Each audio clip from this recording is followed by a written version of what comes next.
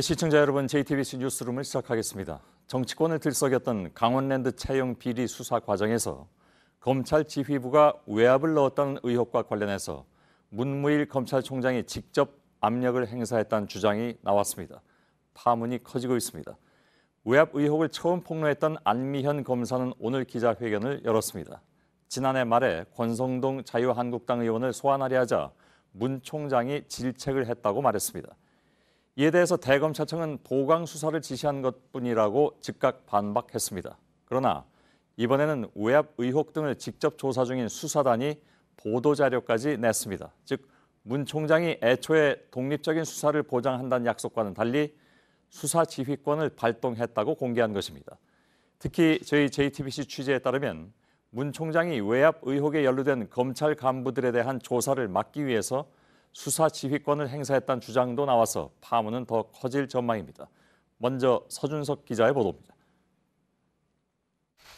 안미현 검사가 강원랜드 채용 비리를 수사하는 과정에서 문무일 검찰총장이 직접 관여했다는 의혹을 제기했습니다.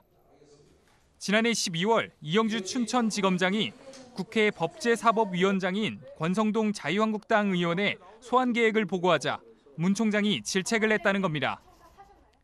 문 총장은 국회의원의 경우 조사가 없이도 충분히 기소될 수 있을 정도가 아니면 소환 조사를 하지 못한다는 이유를 댔다고 합니다. 증거를 확보하게끔 하는 절차가 막힌 상태에서 기소할 수 있을 정도로 증거가 모이지 않았는데 왜 소환하려고 하느냐라고 하는 거는 어불성설이라고 저는 생각하고요.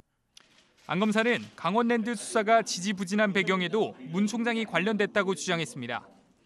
지난 3월 수사단이 대검 반부패부를 압수수색하면서 지휘부가 사용하는 메신저 프로그램에 대해 포렌식 분석을 진행하려 했지만 그냥 돌아왔다는 겁니다. 대검은 정면으로 반박했습니다. 대검 관계자는 권 의원에 대한 혐의가 소명되지 않아 소환 조사를 허락하지 않은 것이라고 했습니다. 압수수색이 제대로 이뤄지지 않았다는 주장에 대해서도 당일 캐비닛에 있는 업무 수첩 등을 가져갔지만 디지털 증거는 업무에 지장을 초래할 수 있어 이틀 뒤 진행했다고 했습니다. 문 총장은 이지검장을 질책한 사실을 인정했지만 외압은 아니라고 해명했습니다. 이견이 발생하는 것은 민주주의의 한 과정이고 이견을 조화롭게 해결해 나가는 과정도 민주주의의 한 과정입니다. 대검도 문 총장의 발언과 관련해서 외압이 아니라 보강 수사를 지시한 것이라고 했습니다. JTBC 서준석입니다.